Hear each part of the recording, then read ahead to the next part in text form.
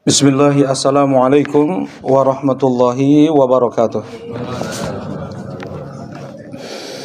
Innal hamdalillah nahmaduhu wa nasta'inuhu wa nastaghfiruh wa na'udzu billahi min shururi anfusina wa min sayyiati a'malina. Man yahdihillahu fala mudilla lahu wa man yudlil fala hadiya lahu. Ashhadu an la ilaha illallah wahdahu la syarika lah wa ashhadu anna Muhammadan abduhu wa rasuluh sallallahu alaihi wa ala alihi wa sahbihi wa sallama tasliman katsira, amma ba'd. Qala Allah ta'ala fil Qur'anil Karim, ya ayyuhalladzina amanu taqullaha haqqa tuqatih wa la tamutunna illa wa antum muslimun. Wa qala 'azza fi 'ula, ya ayyuhan nasu taqu rabbakumul ladzi khalaqakum min nafsin wahidah wa khalaqa minha zawjaha wa batha minhuma rijalan katsiran wa nisaa'a wattaqullaha alladzi tasaaluna bihi wal arham innallaha kana 'alaikum raqiba.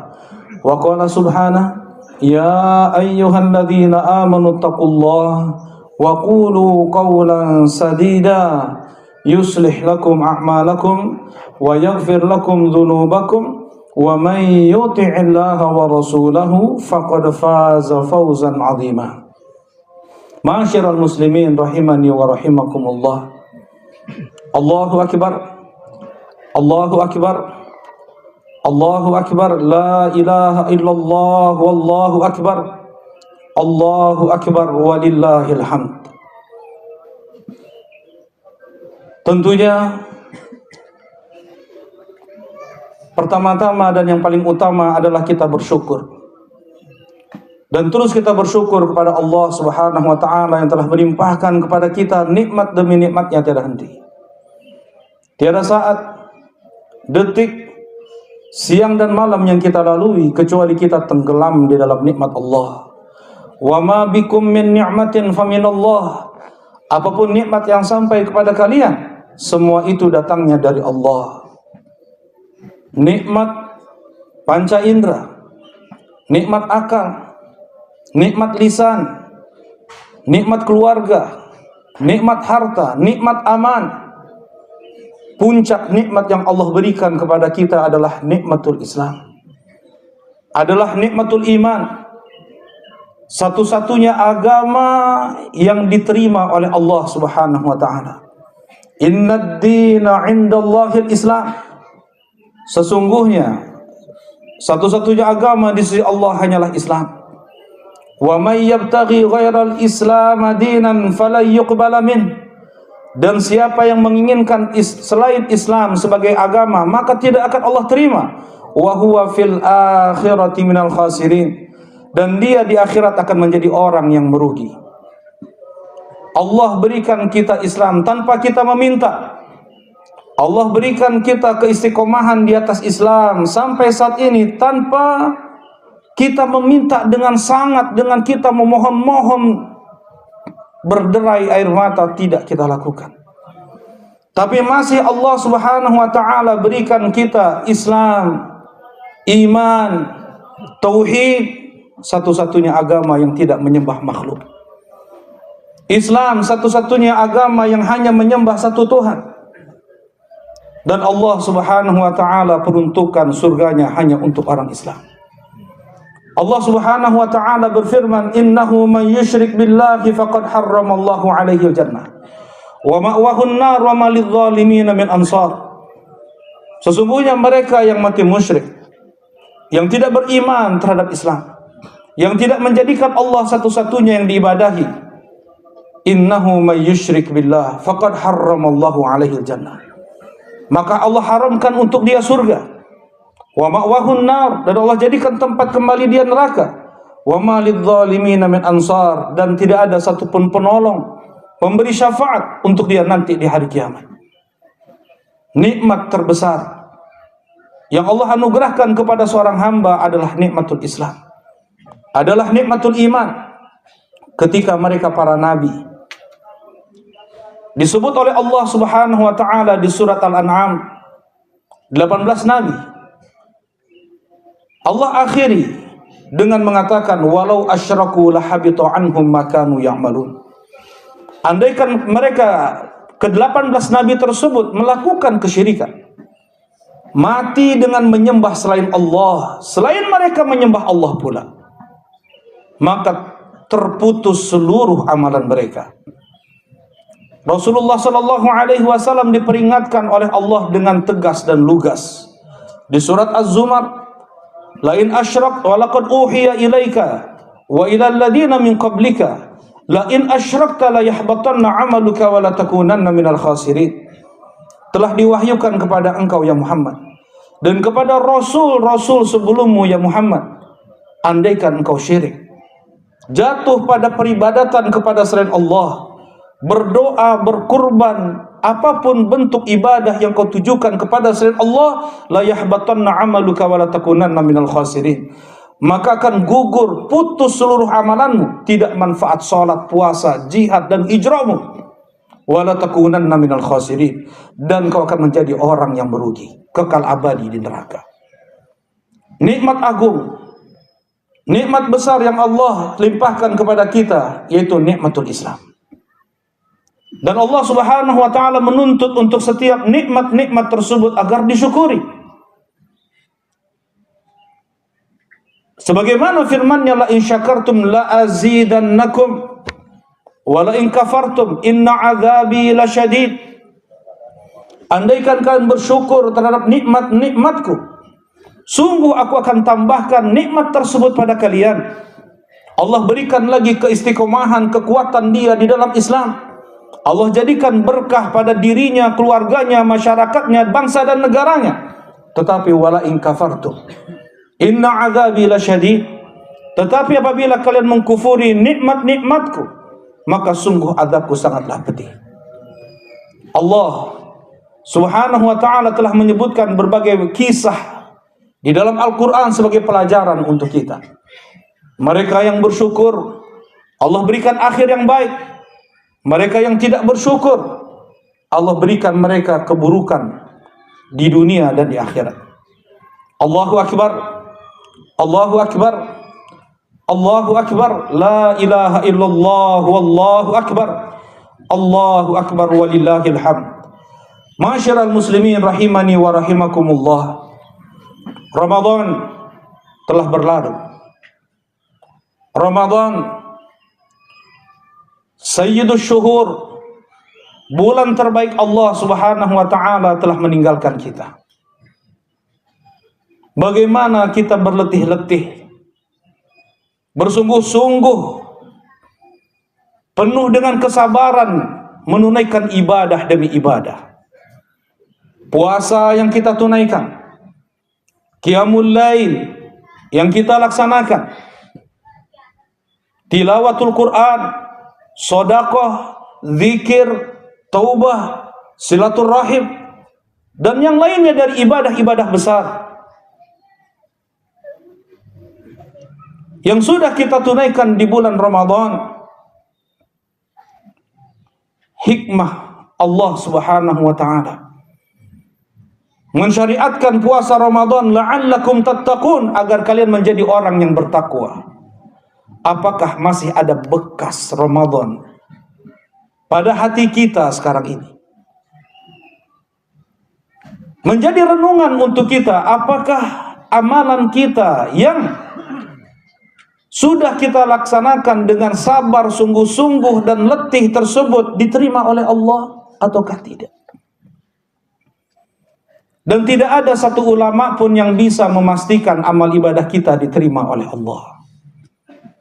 Mereka para ulama hanya bisa menghukumi sah atau tidaknya satu amalan, bukan diterima atau tidaknya satu amalan. Karena syarat diterimanya amal ada dua. Yang pertama adalah ikhlas, bersih, jernih, murni ibadah tersebut hanya untuk Allah. Tidak ada kotoran-kotoran makhluk, tidak ada kotoran-kotoran dunia, tidak ada riya, tidak ada sum'ah, tidak ada ujub, tidak ada ingin disanjung oleh orang, tidak ada ingin dipuji, diakui oleh orang. Murni dia persembahkan ibadahnya, puasa, salat, tilawah Quran, sedekah, hanya untuk mencari ridha Allah Subhanahu wa taala. Allah berfirman, "Man 'amila 'amalan asyraka fihi ma'iya ghairi taraktuhu wa syirkah." Siapa yang mengamalkan satu amalan, aku disekutukan olehnya dalam amalannya, berharap sanjungan dari orang, berharap dunia dari ibadahnya, taraktuhu wa syirkah, aku tinggalkan dia dan sekutunya. Allah tidak terima amalan yang di sana ada kotoran syirik, sekecil apapun syirik tersebut. Yang Rasulullah Sallallahu Alaihi Wasallam pernah memperingatkan para sahabat, yang mereka telah menunaikan ibadah-ibadah besar, mereka telah berhijrah, mereka telah berjihad, mereka telah menunaikan ibadah-ibadah yang tidak mungkin itu dilakukan oleh kaum muslimin setelah mereka. Berjuang mereka untuk Islam. Rasulullah berkata, "Inna akhwaf ma akhafu alaikum syirkul asghar." Yang paling aku khawatirkan kepada kalian, dari sekian banyak yang aku khawatirkan pada kalian, jatuhnya kalian pada syirik kecil, yaitu riya.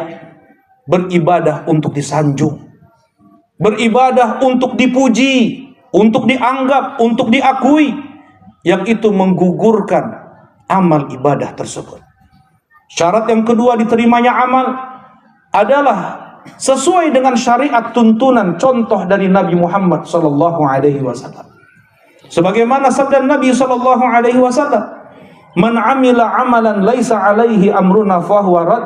Siapa yang mengamalkan satu amalan yang tidak ada tuntunannya contoh dariku, maka itu tertolak.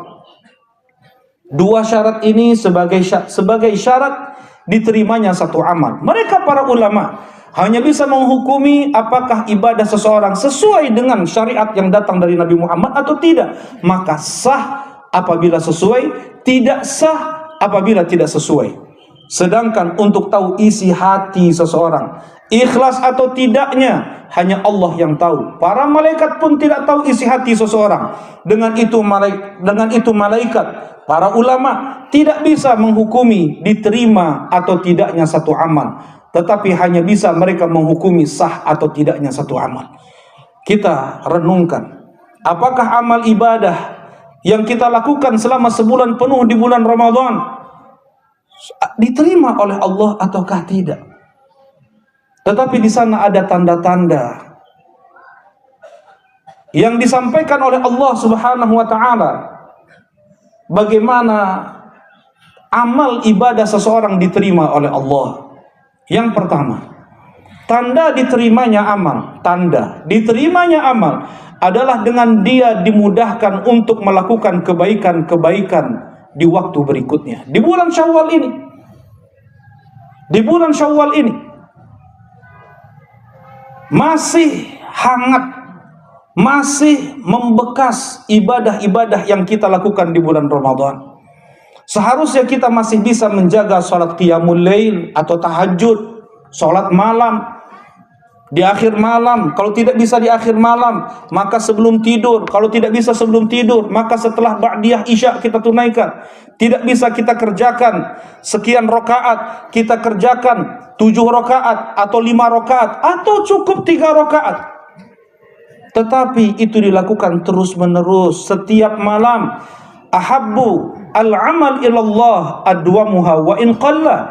Seutama-utama amal di sisi Allah adalah yang kontinu walaupun hanya sedikit. Walaupun hanya sedikit. Jangan sampai sebulan sekali, jangan sampai sepekan sekali dia kerjakan qiyamul lail setiap hari, walaupun hanya 3 rakaat, walaupun hanya 5 rakaat, sebagai tanda tarawihnya diterima oleh Allah sebulan penuh. Di bulan Syawal ini ada syariat pula dari Nabi sallallahu alaihi wasallam. Man shoma Ramadan wa atba'u sittan min Syawal faka'annama shoma ad-dahra kullah. Siapa yang dia berpuasa Ramadan dan diikuti dengan 6 hari puasa di bulan Syawal, maka seakan-akan dia berpuasa 1 tahun penuh. Kita usahakan untuk menunaikan puasa 6 hari di bulan Syawal dan puasa-puasa sunnah di bulan-bulan berikutnya, Dzulqa'dahnya, Dzulhijjahnya berikutnya, tanda Allah terima ibadah puasa kita di bulan Ramadan.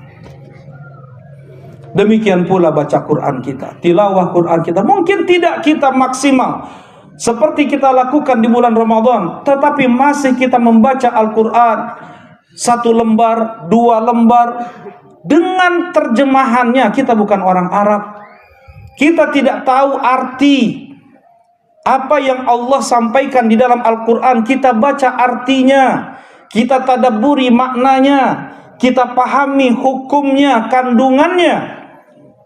Karena gunung yang kokoh, yang keras menjulang pun hancur karena sebab kandungan Al-Quran. Sebagaimana Allah Subhanahu wa taala firmankan di surat Al-Hasyr, "Walau nazzalna hadzal Qur'ana 'ala jabal la ra'aitahu khashi'an mutasaddian min khasyatillah." Andaikan kami turunkan Al-Quran ini ke gunung, maka engkau akan lihat gunung tersebut tunduk, hancur, luluh lantah karena takut kepada Allah Subhanahu wa taala. Hati kita tidak sekeras batu, hati kita tidak sekeras gunung, tetapi untuk mentadabburi, untuk mentafakuri, mendalami makna tafsir yang terkandung di dalam Al-Quran, itu banyak kekurangan dilakukan oleh sebagian kita. Allah Subhanahu wa taala mencela mereka yang hanya membaca dan tidak mentadabburi Al-Quran. Awala afala yatadabbaruna Al-Quran am ala qulubin aqfaluha.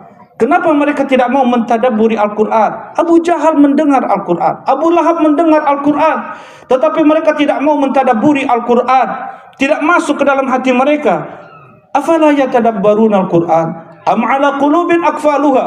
Kenapa mereka tidak mau mentadabburi Al-Quran? Apakah sudah ada gembok penutup dalam hati mereka?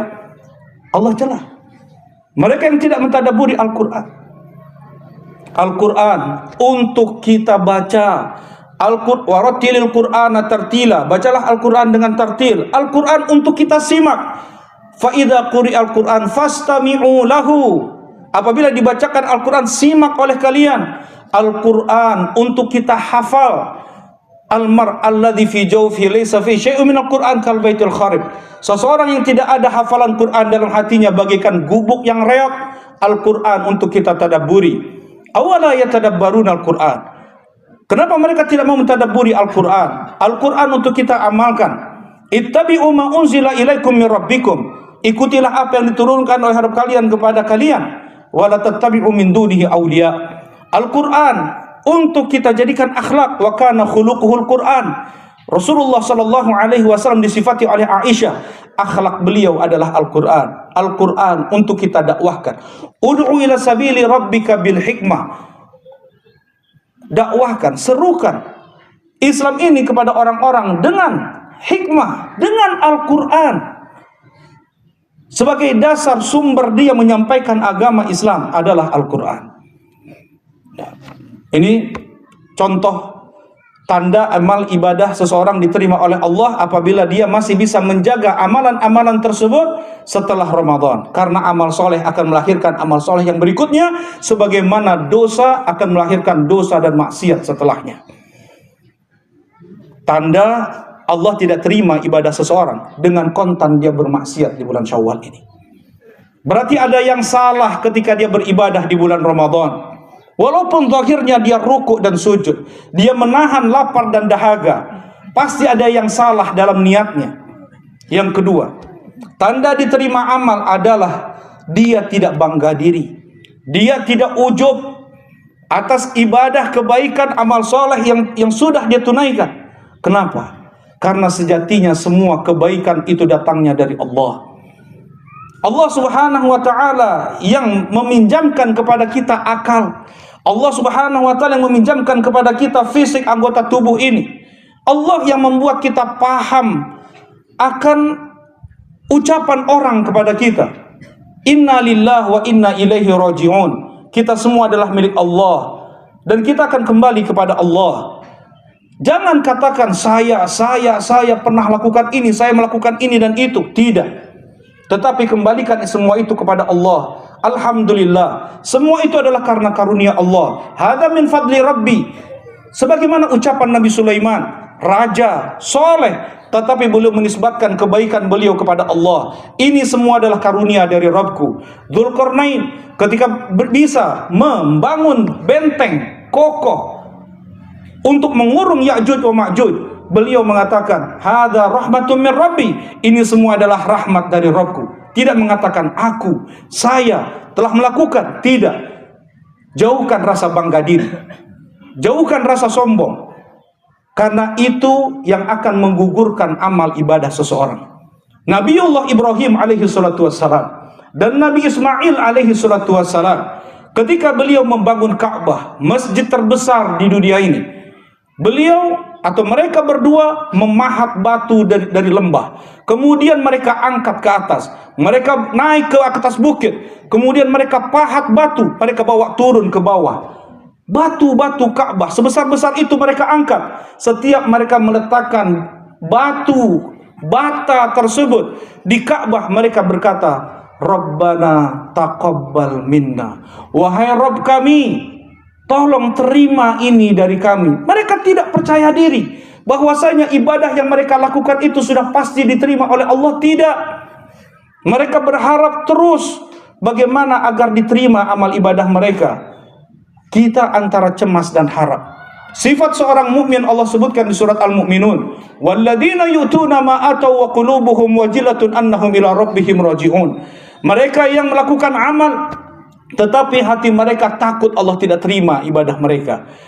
Kita harus berharap ibadah kita diterima oleh Allah, dan kita pun rasa khawatir yang sangat ibadah kita tidak diterima oleh Allah. Yang ketiga terakhir, tanda diterimanya amal adalah dengan Allah berikan untuk dia kehidupan yang baik. Allah berikan dia ketenangan. Allah berikan dia qanaah. Allah jadikan hatinya lembut.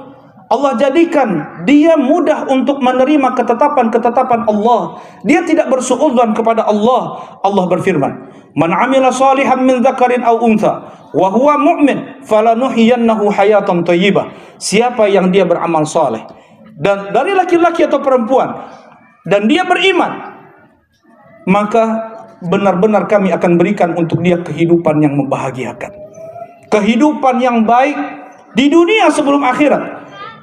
Tidak mesti kehidupan yang baik itu adalah dengan harta, dengan jabatan, tidak. Tetapi dengan rasa tenang dalam hati. Dia selalu berhusnudzon kepada Allah, berbaik sangka kepada Allah, qanaah apapun yang Allah berikan kepada dia. Andaikan dia tertimpa musibah atau bala, dia terima sepenuhnya itu datang dari Allah, karena Allah lebih sayang kepada kita daripada ibu kandung kita kepada kita, sebagaimana itu datang dari Nabi Muhammad SAW. Bala musibah yang menimpa kita hanyalah sebagai bentuk teguran dari Allah agar kita tidak sombong, tidak jumawa atas apapun kebaikan yang kita miliki, kelebihan yang kita miliki, bukan untuk kita banggakan, tetapi untuk kita syukuri, agar Allah Subhanahu wa taala tambahkan nikmat tersebut pada kalian. Dan tentunya Tuhan yang kita sembah di bulan Ramadan adalah Tuhan yang kita sembah di bulan-bulan lainnya, di bulan Syawal ini. Tidak kita beribadah hanya di bulan Ramadan, tetapi kita pula beribadah di bulan-bulan berikutnya sampai Allah Subhanahu wa taala mengingatkan Nabi Muhammad sallallahu alaihi wasallam, "Wa'bud rabbaka hatta ya'tiyakal yaqin." Dan beribadahlah engkau ya Muhammad sampai kau mati. Sampai mati belum kita bisa beristirahat dari ibadah. Kita hanya fa idza faragta fansab. Apabila engkau sudah selesai melakukan suatu kegiatan ibadah, isi dengan ibadah-ibadah berikutnya. Mudah-mudahan Allah terima amal ibadah kita. Allahumma taqabbal siyamana, qiyamana, Allahumma ij'alna minal maqbulin. Allahumma a'inna ala dzikrika wa syukrika wa husni ibadatik. Rabbana atina fid dunya